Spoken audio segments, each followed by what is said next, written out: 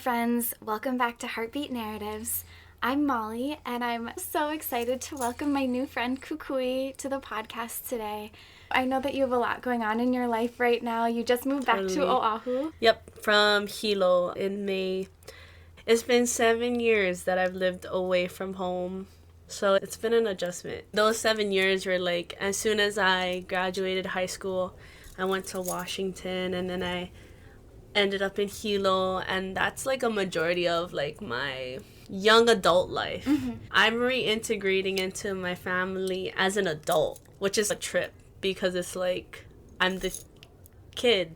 I'm their kid, but I'm now an adult. Part of it is they're coming to terms with seeing me as an adult, but like my own person, I'm also coming to terms with the changes of seeing my parents get older and seeing how they've changed also with me being away. It's like newness for everybody. And who are you now? Yeah, seriously. Every time I visit my family, I feel like I'm back in high school.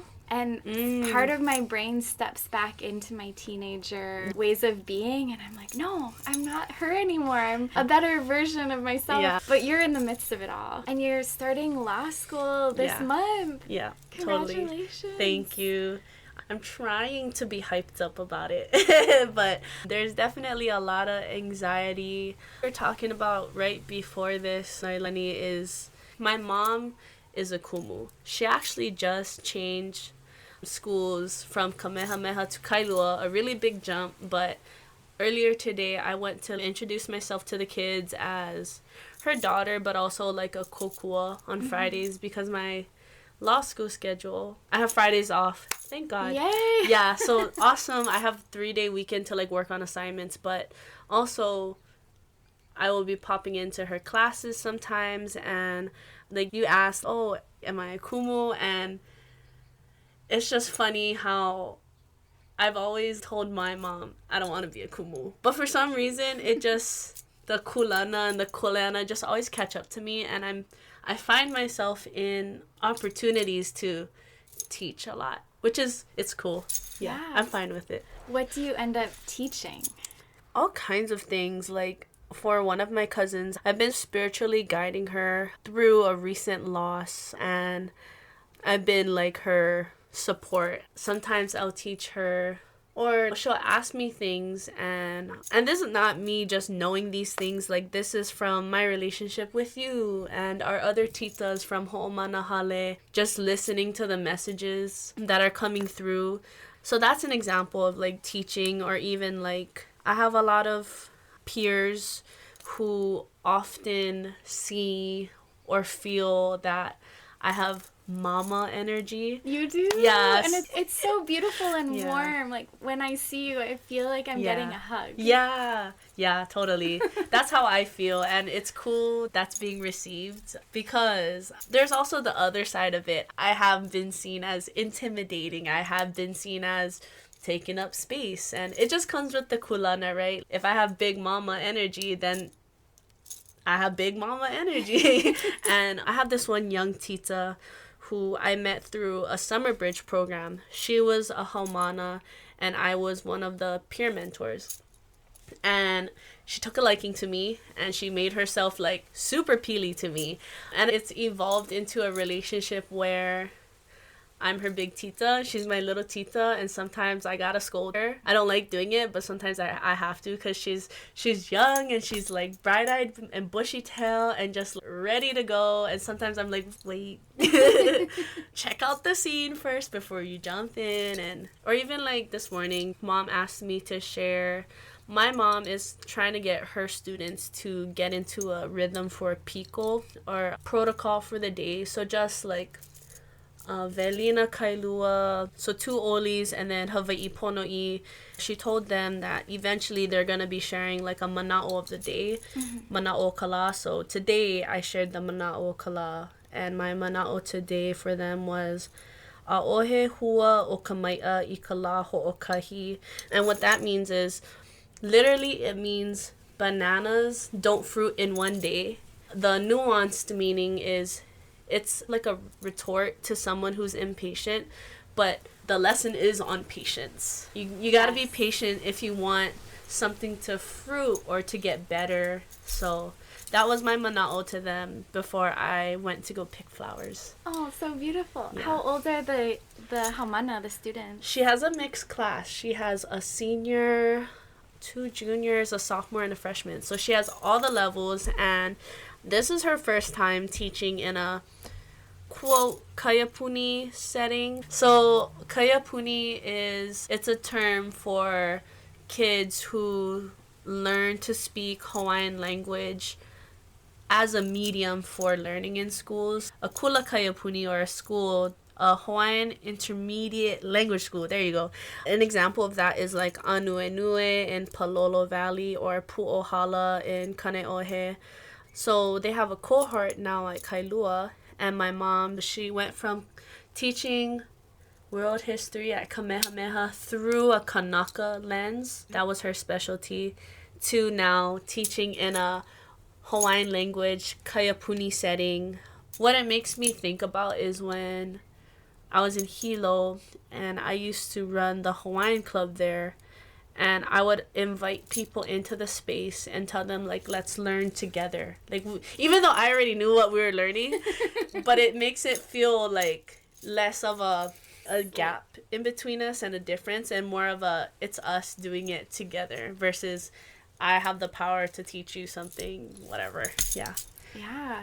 I really appreciate that you bring ʻŌlelo Hawaii, or the Hawaiian language, into spaces where someone like me who isn't as familiar or well versed can feel comfortable and safe learning from you without feeling judged or behind, but like it's totally fine that I show up as I am, and then I can learn without feeling the judgment or the fear. And you have this like special thing about you. So thank you. Yeah, it makes so much sense to me that you are that mama bear energy. Yeah, it's funny that you say that, because my mom, she's recognized that feeling that you're talking about. So she sent me to Ka Haka ʻUla, which is the Hawaiian language school at UH Hilo, and they are hard on the grammar. Like, I had so many ego deaths there. Like, oh my lord. And so now, as a graduate and as someone who had to retake a few classes, I'm a lot better at grammar. I'm not perfect, for sure, because some of my peers who are still there or who have graduated, man, they're so good at it. But sometimes she'll say something, and due to how I was taught at Ka Haka ʻUla, I have a habit of correcting her, but I've been trying to keep my tone really light with her so that she doesn't feel judged. Because I'm like, I'm not trying to judge you, but you sent me to the school that is hard on grammar. So now, looking back in retrospect, she like notices, okay, that was a projection of me feeling a certain way, and I recognize that you're trying to help me. Yeah. And because I'm just like, you sent me to the school that would make sure my grammar is perfect. Yeah. So where did you grow up originally, and did you grow up speaking ʻŌlelo Hawaii at home? I grew up all my life in Waimānalo on the east side of Oʻahu. ʻŌlelo Hawaii was actually my first language. However, so I went to Kula Kaiapuni, or the Hawaiian immersion schools, from kindergarten to second grade. But then I went to Catholic school. So it was a huge jump in so many ways, jarring. And I had to learn proper English because that's how it is. But it was to prepare me to get into Kamehameha. My mom is an alumna, and she wanted me to also go there. So that happened. My years at the Catholic school were super interesting. There's that phrase that we used a lot at Ho'omanahale, which was, if you don't use it, you lose it. And that's basically what happened, but I was tokenized still as the Hawaiian girl in class. Not that there wasn't other Hawaiians, but I was the only one from Waimānalo, and I still knew some words, and I recognize now that was an interesting time. But I'm still thankful for all the experiences. I wanted to mention before I forget, before I learned to speak ʻŌlelo, I actually sang.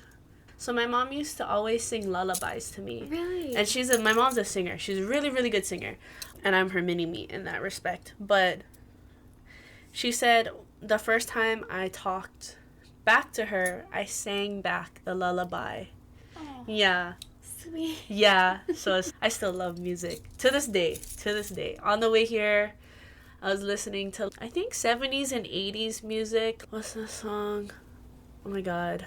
Make It Real by the Jets. Oh, wow. Yeah. Like way back. Yeah. My dad was listening to some of these songs last night, so I'm like still vibing because that era of music was just like chef's kiss. The songs were good, the lyricism was good, the musicianship was good, and it was still poetic. And Yes.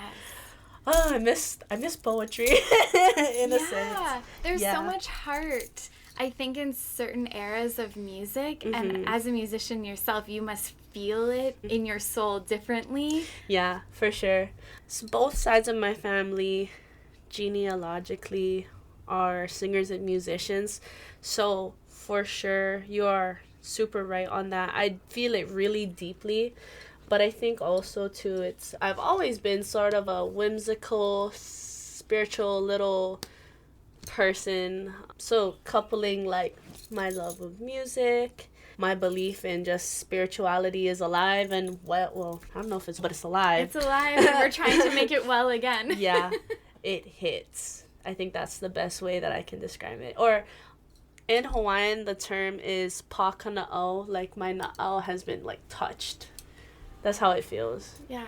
How do you tap into that creative force within yourself? Does it just flow out of you, or does it come when you're with family and you're singing songs together or creating music? Like, where does it come from for you?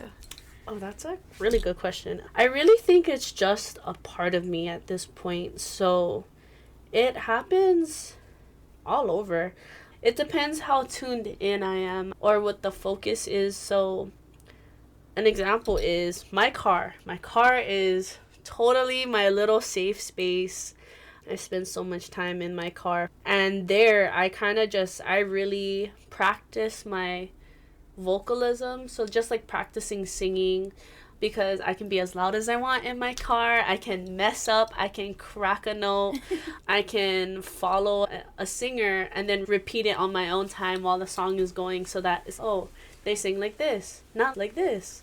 When it comes to like hanging out with family or friends, whether it's a circle or just another friend, and you're just like jamming, that's another space that's really special for me. I prefer when it's with multiple people, so other people are also singing or they have their little instruments, whatever it is.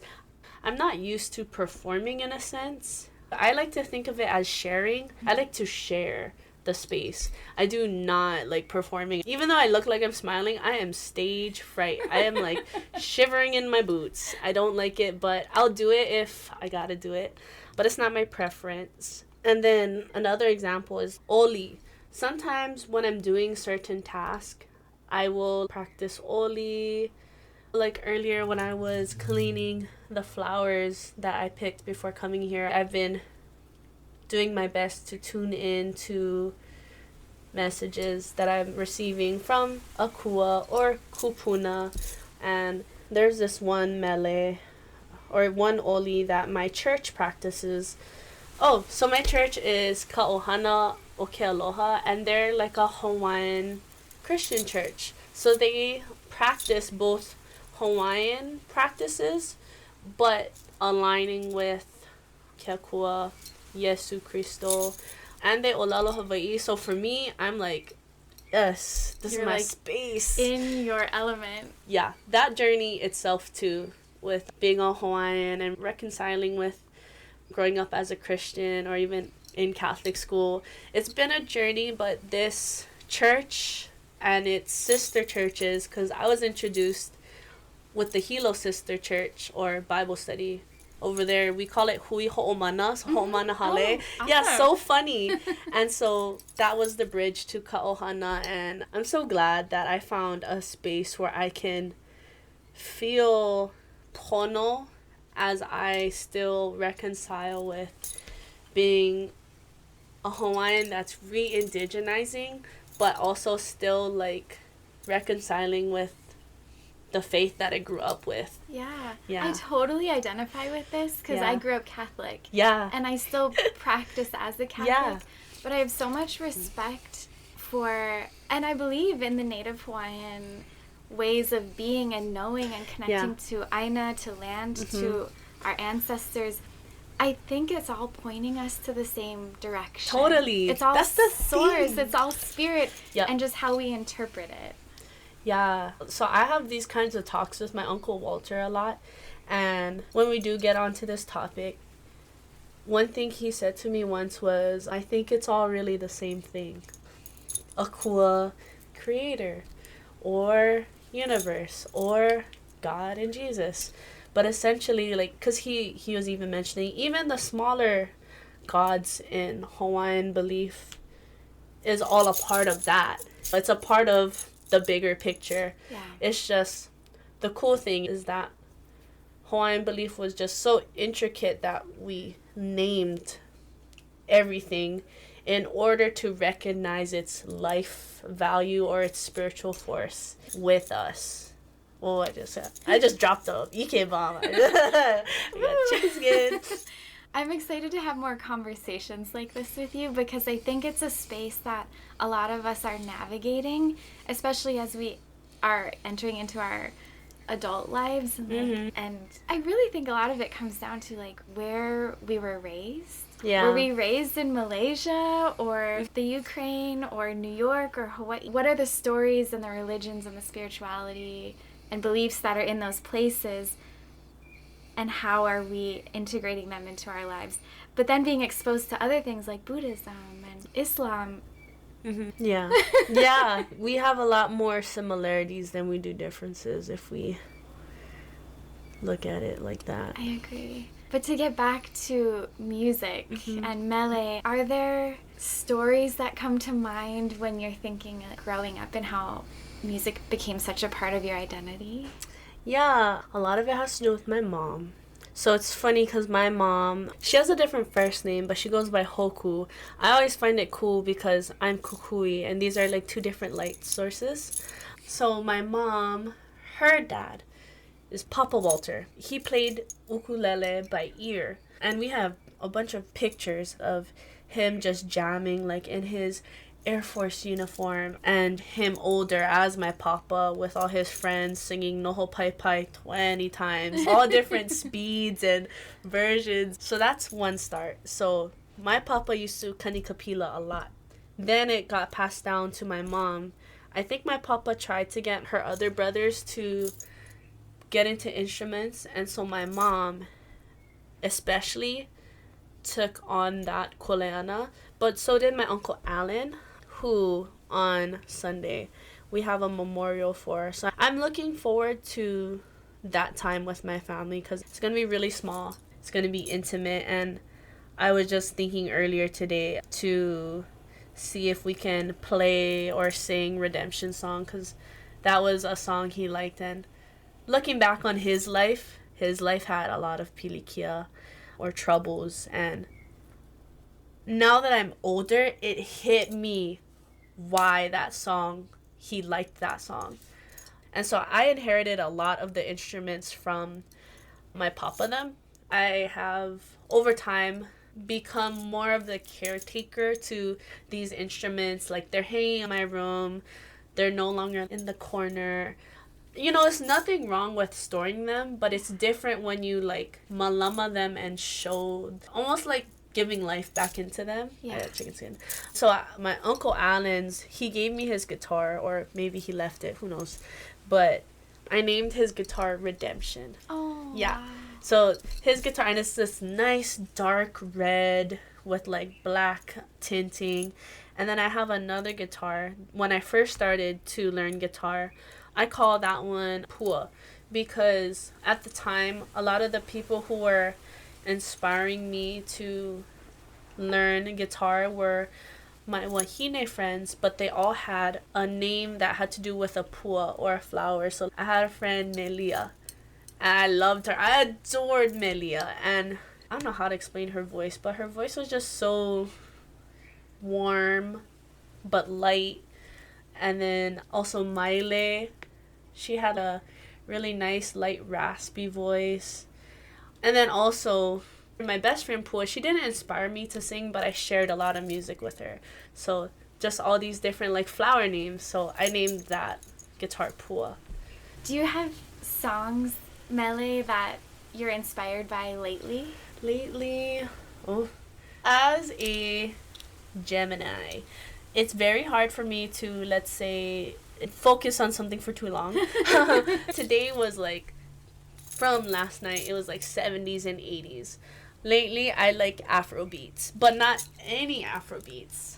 There's this one choir, I forgot what they're called, but they sing the song So-So, and So-So was originally a contemporary Afrobeat song, but they changed it to make it a worship song. It's so catchy, but it's African choir singing is, to me, on a whole nother level. It's like on a very similar level as like Maori. Yes. Maori Ka Haka. Yes. Yeah, lately I've been into that song. I'll try to find it and link it. It sounds like, so take my pain away.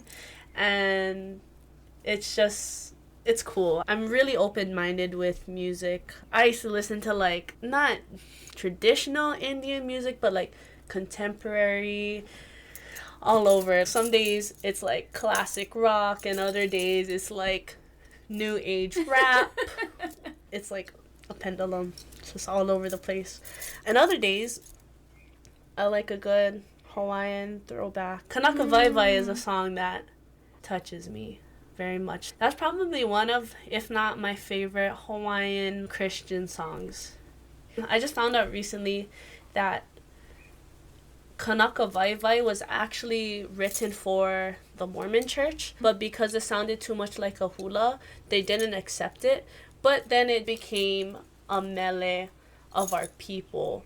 And so I like this song especially when in church settings or even family settings. Even if you don't know the words, you guarantee know the song. Yes. The message of that song touches like pa kana'au so hard. Yeah. I'm gonna link all of these songs in. Sounds good. It's another way of knowing your heart, what makes your heart beat. Yeah. Is I used to being able make to playlists listen. Oh, for do you? friends. Yeah. Like that used to be like my love letter to them. When I was into doing that, like I had a small time in Washington. I used to make my friends, the important ones, playlists. Yeah. That's so I have such a few. Cool reciprocal practice of sharing gratitude. I don't want to forget, but what for you, Kukui, makes your heart beat? What lights you up? What lights me up? That is a great question. I'll probably just stay on theme for the most part. Music. I always perk up with when it comes to music. Even though I have a deep appreciation for nature, and I am so blessed to have all my working senses to be able to like behold nature or spend time with my family, like music just something like clicks for me when it comes to music. It's just been not only a part of my life, but because it's been a part of the lives of my family before me, I think it just goes deeper, almost as if, not as if, but for sure that love has been passed down. Not even just my blood family, but even like Hanai family or Calabash family, like friends and family, like the love of music. I think I appreciate those moments too when I'm able to share music and people can appreciate music with me. I think that too gives me a lot of joy. One thing that I think of immediately is my Akana side of the family has family that used to live in Nanakuli, but we also had family friends, the Ho'opi'is and the Hope'els. Oh, my family is Ho'opi'i. Oh my gosh. I need to dive more into my moʻokūʻauhau. Yeah, so they're singers, and we used to go visit them because my grandma and her best friends, they used to live there, and they were Hope'el and Ho'opi'i. The Ho'opi'is on Papakolea and Nanakuli. The first time I picked up a ukulele to learn it, like intentionally, not having a ukulele put in my hands, but I wanted to learn it for the first time, was we went to go kanikapila and spend time with our family there. And my auntie, I might get emotional. That's okay. But my auntie and then my cousin Anu. So they were, everyone was singing, but they were the ones. Anu was the one, he had the ukulele and he was leading it. And he was just so good. He was like, I don't know if you see people like they're just jamming and their whole body is into it and his feet is going up and he's just, it's so natural. He was just a natural. But it was because of Auntie Retta. And that was the moment I knew I wanted to learn ukulele, was to spend time with my family. I think it was because it was organic versus my Papa Walter would try to sit me down and let's learn this song. And I just didn't have the capacity at the age of 4 or 5. I couldn't sit still for the life of me. But then when I was like 10, 11, 12 and I meet these families, they're not forcing me. But this time I want to be a part of it and participating. And yeah, I owe a lot to not just me, but my family.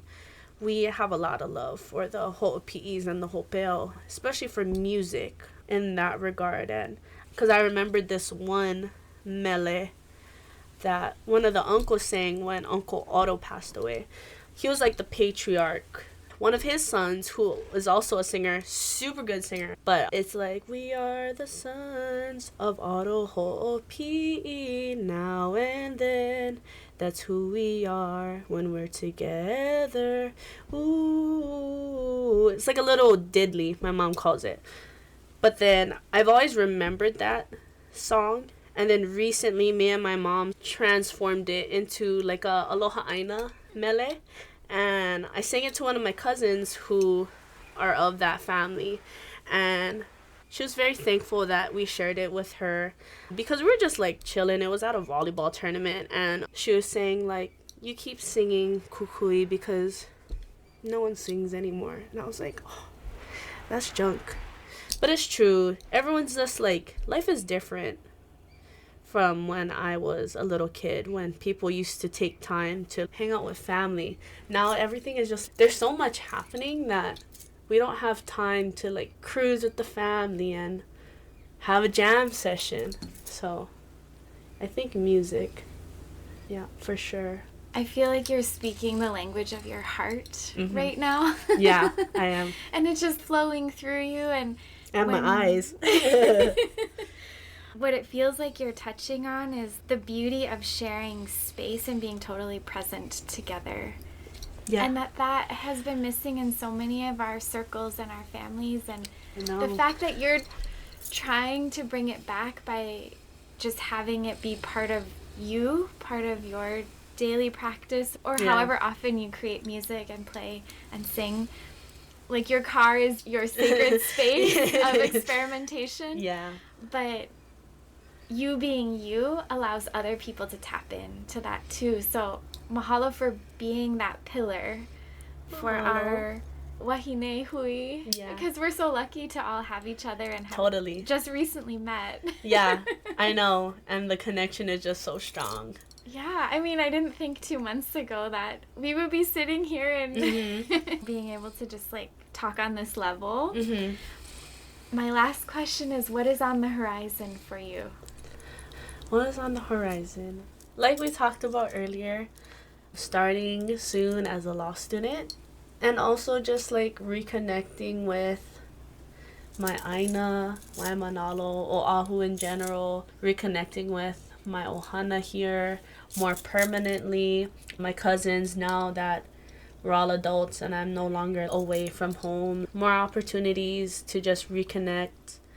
I want to invite you, if there's any mele that you create that you want to include in this, and I can weave it into the episode or anything, open invitation. I can share the oli for my church. It's Noah, so it's totally cool to share.